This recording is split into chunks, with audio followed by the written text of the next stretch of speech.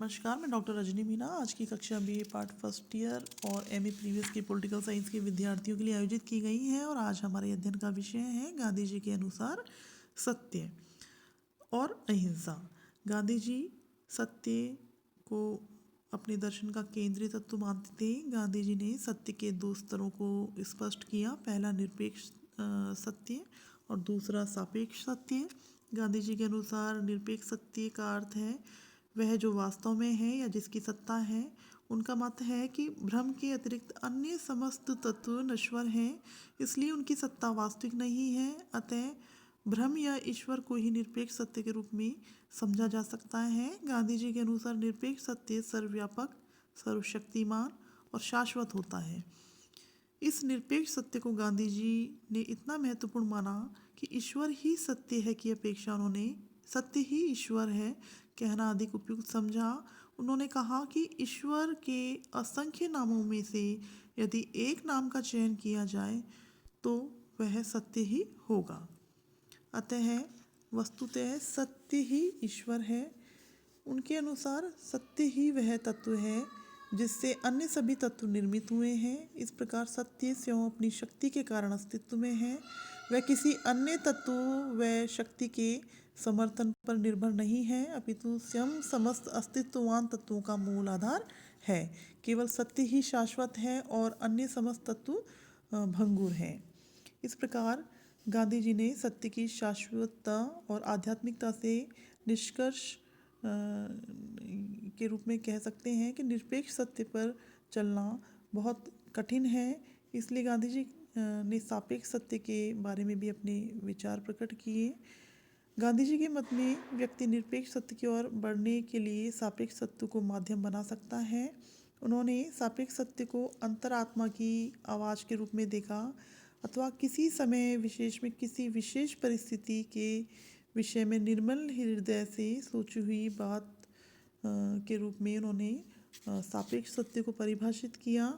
गांधी जी का मानना था कि जो तुम्हारी अंतरात्मा कहती है वही सत्य है। उन्होंने अंतरात्मा की शुद्धता पर जोर दिया। उन्होंने कहा कि सत्य, अहिंसा, अस्तेय, ब्रह्मचर्य, अपरिग्रह के नियमों का पालन करते हुए अंतरात्मा को शुद्ध किया जा सकता है। सत्य की प्राप्ति हेतु दो प्रकार के नियमों का पालन आवश्यक है। पहला मन, वचन और कर्म व आचरण से सत्य के प्रति समर्पण और दूसरा है भूल स्वीकार करने की क्षमता। अब हम गांधी जी के अहिंसा से संबंधित विचारों को जानने का प्रयास करेंगे।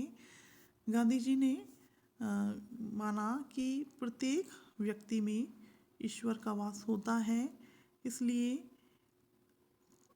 मानव और प्राणी मात्र के अनिवार्य ईश्वरत्व में विश्वास रखते हुए विरोधी के प्रति भी प्रेम से अनुप्राणित होते हुए मन एवं वचन एवं कर्म से किसी को भी कष्ट ना पहुंचाना गांधी जी के अनुसार अहिंसा है। अहिंसा का प्रयोग दो अर्थों में हुआ है, निषेधात्मक एवं भावात्मक। किसी के प्रति दुर्भावना का अभाव अहिंसा का निषेधात्मक अर्थ को स्पष्ट करता है एवं प्राणी मात्र के प्रति दया व प्रेम का भाव भावात्मक अहिंसा को व्यक्त करता है। गांधी जी का मानना था कि विरोधी के प्रति भी व्यक्ति को प्रेम से अनुप्राणित होना चाहिए, क्योंकि एक मनुष्य का दूसरे मनुष्य के साथ आध्यात्मिक संबंध है। क्योंकि गांधी जी का मानना था कि प्रत्येक व्यक्ति के अंदर ईश्वर का वास होता है। गांधी जी ने अहिंसा के 3 प्रकार बताए।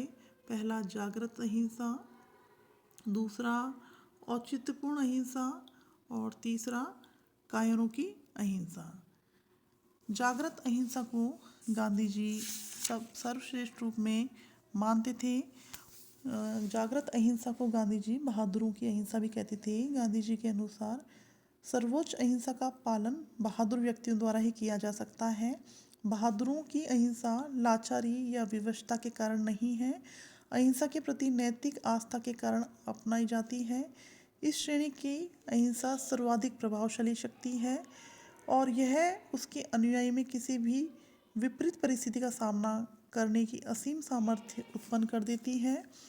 इस श्रेणी की सच्ची अहिंसा किसी एक व्यक्ति को भी इतना समर्थ बना सकती है कि संपूर्ण संसार को चुनौती दे सके।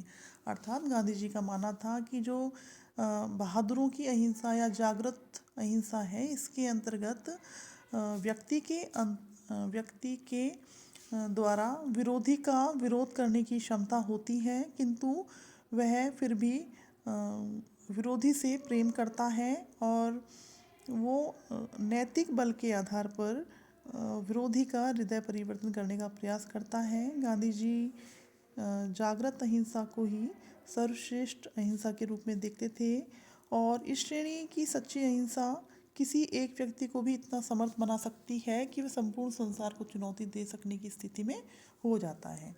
दूसरी अहिंसा जो व्यावहारिक अहिंसा के रूप में गांधी जी ने श्रेणी बताई, जिसे औचित्यपूर्ण अहिंसा का नाम भी दिया जा सकता है। गांधी जी ने कहा कि यह अहिंसा का हीन रूप है। इस श्रेणी की अहिंसा का पालन इसके अनुयायियों द्वारा एक नीति के रूप में किया जाता है।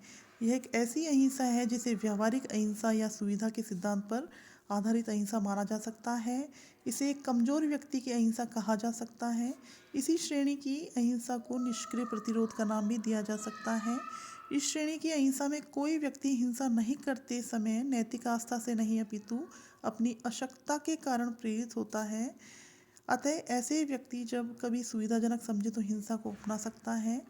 अर्थात गांधी जी का मानना था कि जो औचित्यपूर्ण अहिंसा है, इसमें जो अहिंसा का पालन करता है व्यक्ति, वो नीति के रूप में अहिंसा को अपनाता है और ज़रूरत पड़ने पे वो हिंसा को भी अपना सकता है, क्योंकि उसका मूल रूप से अहिंसा में विश्वास नहीं होता, वरन वह एक नीति के रूप में अहिंसा के सिद्धांत को अपनाता है। इस श्रेणी की अहिंसा को अपनाने वाले व्यक्ति में अहिंसा के प्रति कोई स्वाभाविक आस्था नहीं होती, अपितु वह हिंसक नीति की असुविधाओं और उससे होने वाली हानि का अनुमान कर उसकी तुलना में तात्कालीन रूप से अहिंसा को एक अधिक व्यावहारिक और सुविधाजनक नीति के रूप में स्वीकार कर लेता है। 1946-47 में हुए हिंदू मुस्लिम दंगों में गांधी जी को यह मानने के लिए प्रेरित किया कि भारतवासियों ने स्वतंत्रता आंदोलन के दौरान जो अहिंसा अपनाई वह दूसरी श्रेणी की अहिंसा ही थी। तीसरी श्रेणी उन्होंने बताई कायरों की अहिंसा। कायरों की अहिंसा का सबसे निकृष्टतम रूप है गांधी जी के अनुसार, क्योंकि गांधी जी का मत है कि वास्तव में कायरों की अहिंसा है ही नहीं, वह तो अहिंसा के आवरण में हिंसा ही है। एक कायर व्यक्ति अपने शत्रु से घृणा करता है और उसे अधिकतम क्षति पहुंचाना चाहता है, किंतु वह अपने शत्रु के विरुद्ध हिंसा करने के लिए आवश्यक साहस नहीं रखता। इस प्रकार वह निष्क्रियता धारण कर लेता है, अर्थात वह अपने दुश्मन से लड़ने की क्षमता नहीं रखता या विरोधी से लड़ने की क्षमता नहीं रखता, इसलिए वो अहिंसा को अपना लेता है और इस निष्क्रियता को ही अहिंसा का नाम वह व्यक्ति दे देता है। गांधी जी के अनुसार ऐसे व्यक्ति को किसी भी प्रकार से अहिंसक नहीं कहा जा सकता, क्योंकि वह अपने मन और मस्तिष्क में पूरी तरह से हिंसा के भाव धारण किए हुए होता है। अहिंसा की श्रेणियों के गांधी द्वारा दिए गए उपयुक्त वर्गीकरण से स्पष्ट हो जाता है कि अहिंसा के सिद्धांत को कायरता का सिद्धांत मानना किसी भी प्रकार से उचित नहीं है। गांधी जी का स्पष्ट मत है कि हिंसक व्यक्ति को अहिंसक बनाना संभव हो सकता है, किंतु एक कायर व्यक्ति को अहिंसा का सेनानी बना देना नितांत असंभव है, क्योंकि कायर व्यक्ति का ईश्वर में विश्वास नहीं होता और वह अहिंसा के आवरण में सत्य का निषेध करता है। गांधी जी ने दृढ़ और स्पष्ट शब्दों में कहा कि वे कायरता की तुलना में तो हिंसा को ही श्रेष्ठ मानते हैं। उनके शब्दों में, यदि मुझे हिंसा और कायरता में से एक का चयन करने का मौका दिया जाए तो मैं हिंसा का ही चुनाव करूंगा। मैं एक कायर व्यक्ति को उसी प्रकार अहिंसा का उपदेश नहीं दे सकता जैसे किसी अंधे व्यक्ति को किसी सुंदर दृश्य का आनंद लेने के लिए नहीं कहा जा सकता। इस प्रकार अहिंसा तो निश्चित रूप से बहादुरी का अधिकार क्षेत्र है। मैं वर्षों तक एक डरपोक व्यक्ति था और तब मैं प्रवृत्ति से हिंसक भी था। मैं अहिंसा का प्रशंसक तभी बन पाया जब मैंने अपनी कायरता को उखाड़ फेंकना प्रारंभ कर दिया। गांधी जी ने स्पष्ट शब्दों में घोषित किया कि शौर्यपूर्ण हिंसा कायरतापूर्ण अहिंसा की तुलना में कम पापमय है। जब हृदय में हिंसा विद्यमान है तब अपनी नपुंसकता को छुपाने के लिए अहिंसा का कवच धारण करने की तुलना में हिंसक हो जाना ही श्रेष्ठकर है। इस प्रकार गांधी जी ने अहिंसा का सिद्धांत दिया।